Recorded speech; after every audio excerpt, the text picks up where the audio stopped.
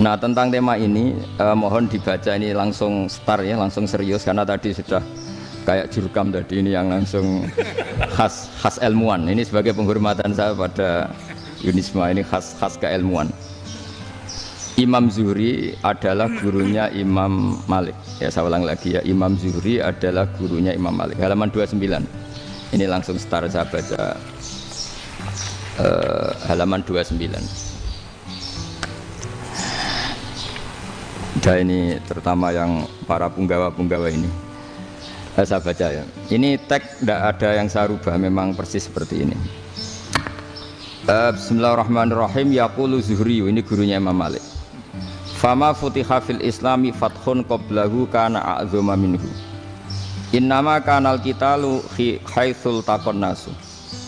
Falam makanatil hudnatu wa wadu'atil harbu wa amanan nasu ba'duhum ba'du wal taqaw fatafawadu fil hadits wal munaza'ah falam yaklim ahadun fil islami yaqilu syai'an illa dakhala fihi walaqad dakhalataini kasanaten mislu mangkana fil islam qabla dzalika wa aktsar. Terus ini ngomongnya harus santai, nggak boleh provokatif. Begini, kita tahu dalam perdamaian Hudaybiyah itu poin-poinnya itu semuanya merugikan Islam. Di antaranya adalah jika yang Islam masuk kafir harus dibiarkan karena berarti masuk ke habitat asli. Karena Nabi sebelum jadi Nabi komunitas pokok itu kafir, sehingga kalau Islam masuk kafir kembali ke habitat.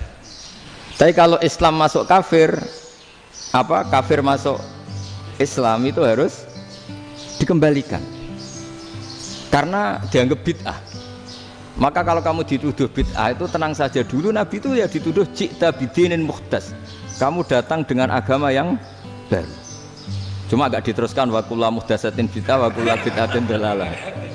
Jadi orang-orang kafir dulu kalau ngomentari Nabi ya ji'ta bidinin muhdas, kamu datang dengan agama yang baru. Nabi nurut. Semua perjanjian yang merugikan Islam itu Nabi nurut. Tapi Nabi hanya minta satu hal, jangan ada perang 10 tahun. Dan orang boleh seminar, boleh diskusi tentang Islam. Ya ini dengerin betul ini. Jadi saya tidak akan provokatif, ini pakai logika. Nanti bisa dipakai disertasi doktor. Tapi saya minta orang boleh diskusi, boleh seminar tentang Islam. Akhirnya saat itu juga ada orang yang masuk Islam. Di depan tulisan itu belum kering istilahnya. Datang ke situ namanya Abu Jandal bin Suhail bin Amr. Itu datang ke Nabi, ya Rasulullah saya ini mau masuk Islam. Kata orang-orang kafir, ini pertama Muhammad, kamu komitmen enggak sama perjanjian? Kalau kamu komitmen harus kamu kembalikan. Nabi bilang, ya Abu Jandal kamu kembali ke mereka, ke habitat mereka, yaitu menjadi kafir, di komunitas kafir maksudnya. Akhirnya nangis. Sayyidina Umar itu mendekati Abu Jandal, kemudian memberi isyarat supaya ngambil pedangnya. Jadi isyaratnya wong ini baca ora wis. Maksudnya orang-orang kafir. Tapi Abu Jandal nggak mau. Singkat cerita akhirnya kembali ke komunitas kafir. Tapi yang dikatakan Imam Zuhri cara analisis ini nggak bisa pakai provokatif, harus pakai analisis. Innama kanal qitalu haitsul taqon nasu. Yang namanya perang itu menjadikan orang tidak berpikir jernih. Ini poin yang diambil oleh Rasulullah. Kalau dibahasakan Nabi curi kesempatan, masuk Nabi dikatakan mencuri, meskipun itu hanya bahasa ya. Enggak mungkin lah kita bahasakan seperti itu. Saya ulang lagi ya. Kenapa ada perang berkesinambungan sampai tahun ke-8 Hijriah? Mulai tahun kedua ada perang Badar sampai tahun 8 Hijriah itu perang terus. Nabi sama orang kafir perang terus. Akibatnya apa Pak Profesor? Namanya perang itu ya nggak kau bermikir. Pokoknya agar ketemu Islam perang, Islam ketemu kafir perang, nggak kau bermikir. Padahal Islam itu bisa diterima oleh akal sehat, harus lewat diskusi, lewat pengamatan, lewat pemikiran, lewat pengendapan berpikir. Makanya Nabi tahu ini masalah besar. Kalau orang perang terus, itu gak kober mikir Islam, tidak sempat diskusi tentang Islam. Makanya Nabi hanya minta satu poin. Oke, perjanjian ini saya turutin semua, tapi saya minta orang kafir semuanya boleh mendiskusikan Islam, boleh seminar tentang Islam. Mereka bilang iya, pada pikiran mereka kan diskusi paling piye. Ternyata betul, ada diskusi, terus temanya gini, kira-kira bener di Muhammad Abu Jahal. Terus Tuhan Muhammad sama Tuhan Abu Jahal itu keren mana? Diskusi.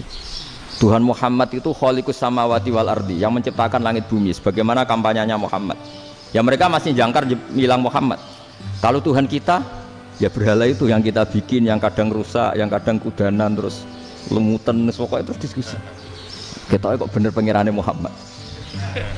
Terus Muhammad Abu Jahal, mulai dhisik Muhammad itu ratau bodoh nih. Mulai dulu Muhammad tuh gak pernah bohong. Abu Jahal, waduh, wis bodoh nih ngongkonan.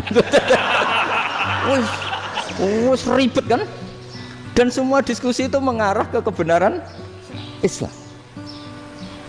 Akhirnya ngomong kafir sing tokoh-tokoh cara Jawa yo, wah semane jebule masalah ini kan. Artinya gini, kalau kita ingin Indonesia damai, sebenarnya yang untung itu Islam. Karena Tuhan yang menciptakan langit dan bumi tentu gak akan diperbandingkan atau akan dikalahkan oleh Tuhan yang lahirnya saja sudah di bumi. Misalnya kita menjual Tuhan Allah, siapa itu yang menciptakan langit bumi, yang ada sebelum langit bumi, bandingkan dengan Tuhan yang lahirnya di bumi, ada tanggal lahirnya, ada aktenya, itu kan sudah ribet kan. Begitu juga kalau memperbandingkan tokoh, Muhammad itu siapa? Tokoh yang bisa menyatukan pan Arabik, tokoh yang begini-begini, yang sayang istri, sayang keluarga, dibandingkan dengan tokoh Abu Jahal Abu Lahab yang corong jauh penggaweannya yang ngerugikan orang lain. Akhirnya orang itu mulai tertarik sama Islam. Makanya kata Az-Zuhri pakai bahasa dulu, falam yaklim ahadun bil Islam. Tapi kalau sekarang yang populer itu bahasa yatakallam. Sebenarnya yang benar itu bahasa kalimah yaklimu kalaman, karena masdarnya itu kalam, berarti sulasi nopo mujarrad. Tapi di fiilnya itu mujarradnya enggak kelaku. Jadi di fiilnya takallama yatakallamu, tapi untuk masdarnya yang kelaku kalaman. Jadi ini agak unik, agak lazim. Mestinya kan takallama ya takallamu takalluman, tapi di masdarnya kalam populer, tapi di fiilnya tidak populer. Saya teruskan ya, ini penting sekali. Jadi menjual Islam, kalau boleh dibahasakan menjual, itu tetap enak dalam kondisi damai. Karena kalau kita perang, itu bawaannya kalau ketemu ya perang, kalau ketemu perang, sehingga orang itu rakober diskusi dulu. Saat benernya Islam sampai kafir itu bener di. Karena tidak kau berdiskusi, tidak sempat diskusi, orang yang milih yang kafir. Karena yang mayoritas yang kuat. Sementara Islam zaman itu lemah. Ya Nabi itu yang diminta hudnah, yang penting kita damai. Terus orang boleh mendiskusikan benar mana kita dan mereka. Ya setelah diskusi ya tadi kan nggak mungkin Allah yang begitu keren, hebat, pencipta langit bumi dibandingkan berhala yang mengurus dirinya sendiri saja tidak bisa. Walhasil terus orang mulai tertarik sama Islam dan aturannya nggak boleh dilarang diskusi itu. Nah makanya saya pernah ditanya beberapa profesor di Jogja, Gus, suatu saat kalau kampus paling keren di Jogja ini ada Islamic Studies, kemudian pengajarnya dari berbagai agama, ini riskan nggak bagi Islam? Saya jawab, asal yang didiskusikan Islam itu nggak masalah, yang repot itu nak umat Islam. Karena kalau umat Islam yang jadi percontohan, banyak raja yang dolim, banyak pemimpin muslim yang dolim, terus identik dengan Islam itu jadi dolim kan ribet. Ya kalau pas umat Islam, kalau Islam yang kumat kan jadi masalah kan. Nah ini kan terus jadi beda umat Islam sama Islam yang lagi apa? Kumat. Singkat cerita terus Islam mendapat posisi yang luar biasa. Nah makanya di sini diistilahkan falam makanatil hudnah, ketika ada perdamaian wa amanan nasu ba'dum ba'do, orang merasa aman, itu fatafawadu fil hadis wal munazaah, mereka berdebat. Munazaah itu berdebat, keren mana konsep Muhammad dengan konsep Abu Jahal, keren mana konsep Tuhannya Muhammad dengan Tuhan kita, terus diskusi. Dan mereka akhirnya ikrar, wah yang benar ya Muhammad lah. Di mana-mana Tuhan tuh ya sebelum langit dan bumi, di mana-mana Tuhan ya punya reputasi menciptakan. Masa Tuhan reputasinya diciptakan kayak berhala dan sebagainya. Ibadah juga gitu. Ibadah wong kafir itu kalau tawaf itu telanjang, ibadah Muhammad santun pakai pakaian. Terus akhirnya mereka mulai tertarik Islam. Sehingga saya lihat di beberapa tafsir, saya memang tidak akan ngomong yang tidak serius, ngergani Unisba ben sawangane pemikir serius. Di Quran itu sampai lihat di tafsir Tobari itu ada ayat bal naqzifu bil haqqi 'alal batil fayadmaghuhu fa idza huwa zahid.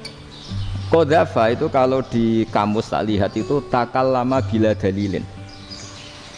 Qadzafa itu ya pokoknya sekenanya.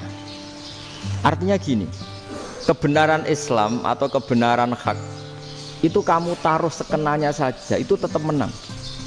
Apalagi kamu taruh secara teratur, kamu taruh sekenanya saja itu tetap menang. Sehingga di sini banyak sahabat yang hidup di Cina. Sekarang juga banyak orang alim yang milih hidup di Amerika, banyak orang alim yang milih hidup di Inggris. Dan mereka pede, percaya diri karena kebenaran itu kamu letakkan di mana saja, itu tetap akan menang, akan menemukan momentum kemenangannya. Misalnya gini, contoh paling gampang. Dulu para peneliti, seorang lagi dulu para peneliti itu ya datang kemana-mana, termasuk Ibnu Battuta, termasuk Ibnu Khaldun, ya semua peneliti itu suka neliti. Setelah diteliti, Quran itu satu-satunya kitab suci yang membicarakan sains, misalnya tentang falak, tentang astronomi, tentang asal-usul kejadian manusia, kejadian makhluk, juga bicara tentang geografi, geologis, semuanya. Sementara kitab lain hanya cerita tentang mawaid wal hikam wal ibar. Jadi diteliti kayak apa, pada akhirnya hak ini yang menang. Bal naqdhifu bil haqqi 'alal batil fayadmaghu fa idza huwa zahid. Saya berkali-kali cerita, ada ulama yang ahli matematika. Ketika ditanya kenapa kamu suka ngajar matematika, sampai muridnya itu ragu, ini guruku mlebu swarga ta ora, penggaweane mulang matematika.